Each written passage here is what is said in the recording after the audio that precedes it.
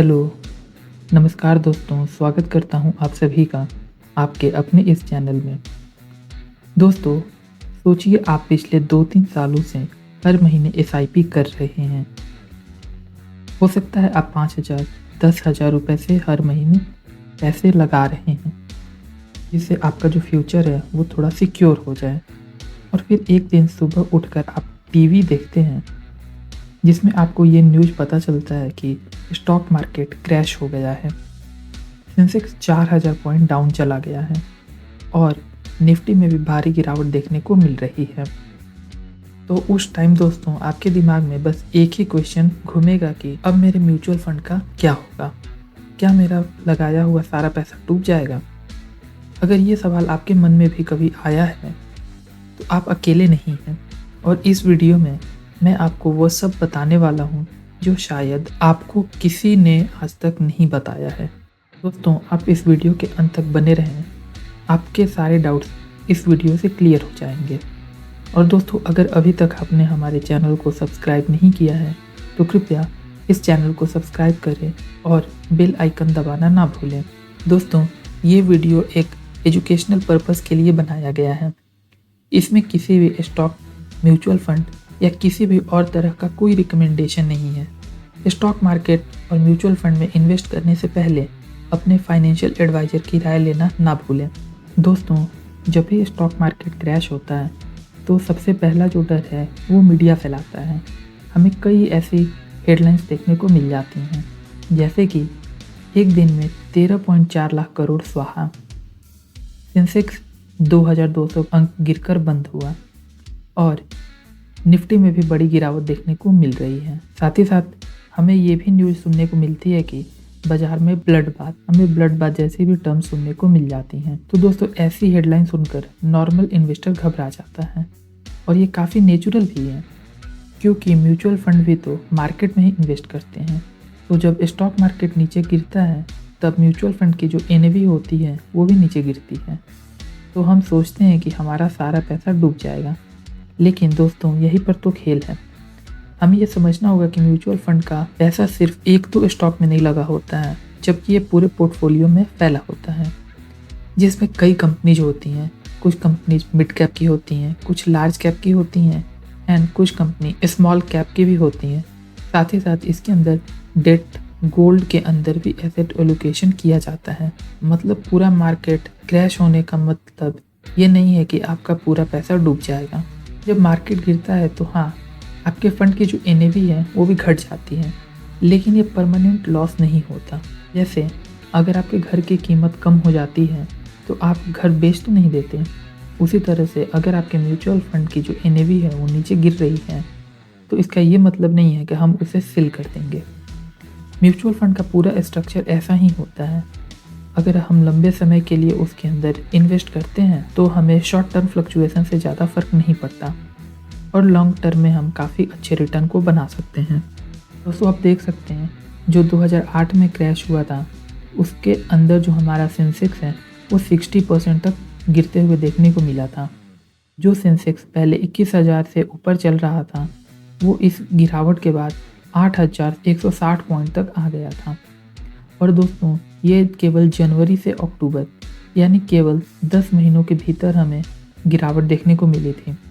दोस्तों, 2008 के बाद 2020 में भी हमारा स्टॉक मार्केट क्रैश हुआ था। आप सब जानते हैं, कोविड-19 की वजह से।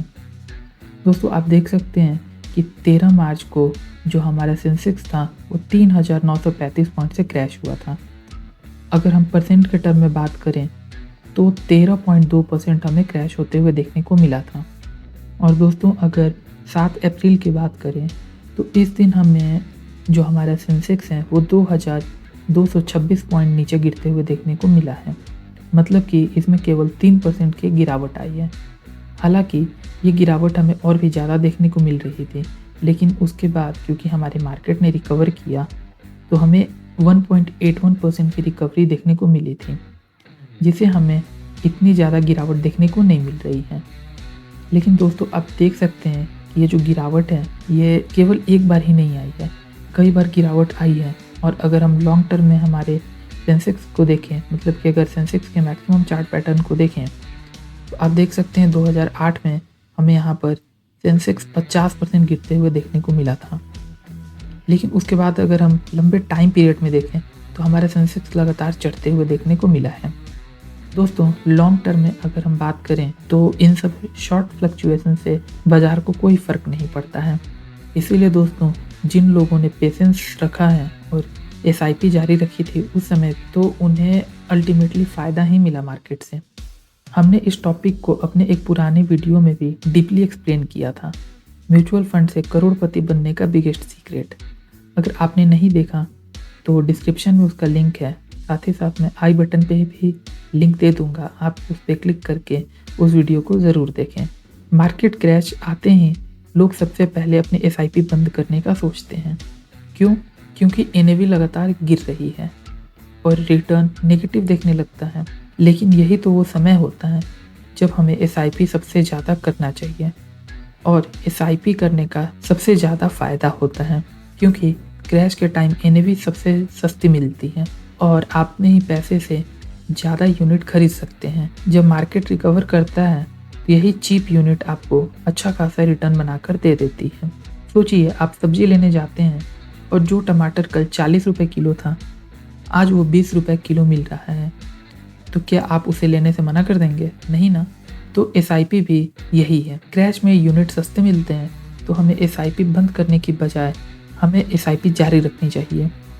और हाँ, अगर आपके पास थोड़ा सा एक्स्ट्रा पैसा है तो आप इस क्रैश के समय थोड़ा लमसम इन्वेस्टमेंट भी कर सकते हैं। बस ये पैसा ऐसा होना चाहिए कि इस पैसे की ज़रूरत आपको आने वाले 3 से 5 सालों तक ना पड़े। क्रैश के टाइम 2 चीज़ें लोगों का नुकसान कराती हैं, डर और फोमो। डर इस बात का कि अब सब खत्म हो जाएगा, और फोमो इस बात का कि मेरे दोस्त ने बिटकॉइन में डाला था और डबल हो गया, लेकिन मैं जो एसआईपी कर रहा हूँ इसमें मुझे प्रॉफिट देखने को नहीं मिल रहा है।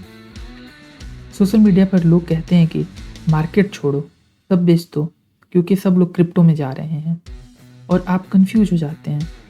लेकिन यही वो समय होता है जब स्मार्ट इन्वेस्टर्स साइलेंटली इन्वेस्ट करते हैं। 2008 में जिन्होंने एसआईपी जारी रखी थी, उन्हें 2013 तक अपने पोर्टफोलियो में ज़बरदस्त फ़ायदा देखने को मिला था, और जिन लोगों ने डर कर सारा पैसा निकाल लिया वो रिग्रेट ही करते रह गए। क्रैश हमेशा एक डिस्गाइज्ड अपॉर्चुनिटी की तरह होता है, बस उसे पकड़ने के लिए हमें धैर्य और समझ चाहिए। तो दोस्तों, ये सवाल उठता है कि मार्केट क्रैश में हमें क्या करना चाहिए। तो दोस्तों, सबसे पहली बात, हमें एसआईपी चालू रखना चाहिए, और दूसरी बात ये कि अगर पैनिक हो रहा है तो अपने पोर्टफोलियो को रिव्यू कीजिए, कहीं ओवर एक्सपोजर तो नहीं हुआ, डाइवर्सिफिकेशन है या नहीं, ये चेक करना बहुत ज़रूरी है। हमने इस पर एक डेडिकेटेड वीडियो भी बनाया है, एक ही सेक्टर में इन्वेस्ट करना क्यों खतरनाक है, डाइवर्सिफिकेशन क्यों ज़रूरी है। इस वीडियो को देखिए, आपको बहुत क्लैरिटी मिलेगी। दोस्तों, इस वीडियो का लिंक मैं आई बटन पे दे दूंगा, आप इस वीडियो के बाद उस वीडियो को भी देख सकते हैं। तीसरी बात, अगर आपके पास इमरजेंसी फंड बना हुआ है और आपकी जॉब स्टेबल है तो क्रैश के टाइम थोड़ा सा एक्स्ट्रा इन्वेस्ट करना एक स्मार्ट मूव हो सकता है। और सबसे ज़रूरी, ये मत भूलिए कि म्यूचुअल फंड लॉन्ग टर्म के लिए होता है।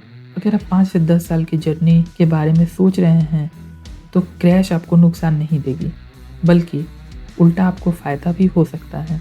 लेकिन दोस्तों, ये बात हमें ध्यान रखनी चाहिए कि हम लॉन्ग टर्म की बात कर रहे हैं। एक इन्वेस्टर की सबसे बड़ी ताकत होती है उसका माइंड। मार्केट जितना भी गिर जाए, अगर आप पैनिक नहीं करते हैं तो आप लॉन्ग रन में जीत सकते हैं। हर सक्सेसफुल इन्वेस्टर ने क्रैश फेस किया है और हर बार उस क्रैश से उन्होंने बहुत कुछ सीखा है। म्यूचुअल फंड का सबसे बड़ा फ़ायदा यही होता है कि वो आपके लिए ऑटो पायलट पर इन्वेस्ट करते हैं, बस आपको बीच में इंटरफेरेंस नहीं करनी चाहिए। अगर आज आप घबरा रहे हैं तो याद रखिए, यही डर फ्यूचर में आपके एक्सपीरियंस में बदलेगा। और दोस्तों, अगर आपको ये वीडियो वैल्यूएबल लगा हो तो इस वीडियो को लाइक करें, कमेंट करके बताएं आपने अभी तक कितने मार्केट क्रैश फेस किए हैं और आपकी क्या स्ट्रैटेजी थी उस टाइम पे। और हाँ दोस्तों, इस चैनल को सब्सक्राइब करना ना भूलिए, क्योंकि यहाँ हम बात करते हैं पैसों के बारे में, स्टॉक मार्केट के बारे में, म्यूचुअल फंड्स के बारे में, बिल्कुल आसान भाषा में। डिस्क्रिप्शन में हमारे पुराने वीडियोज के कुछ लिंक हैं, आप उन्हें ज़रूर देखें, क्योंकि उससे आपको सीखने को बहुत कुछ मिलेगा। तो मिलते हैं दोस्तों किसी नए वीडियो में किसी नई टॉपिक्स के साथ। तब तक के लिए हैप्पी इन्वेस्टिंग।